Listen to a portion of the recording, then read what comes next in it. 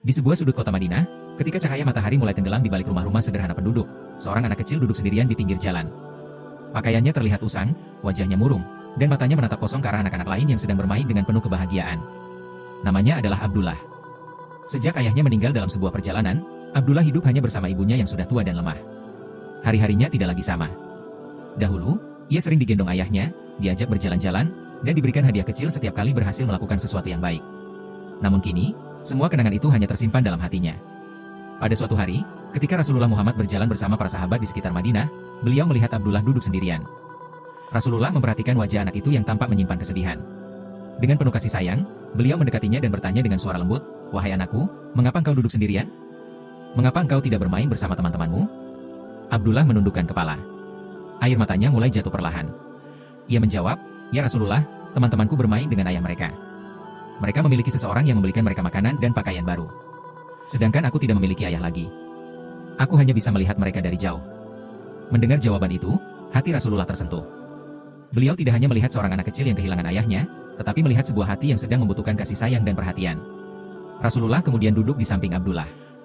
Beliau mengusap kepala anak itu dengan penuh kelembutan. Sentuhan tangan Rasulullah membuat Abdullah merasa tenang, seolah-olah kesedihan yang selama ini ia simpan perlahan menghilang.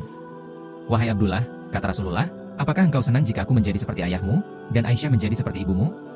Mendengar perkataan itu, Abdullah terkejut. Ia menatap wajah Rasulullah dengan mata berkaca-kaca.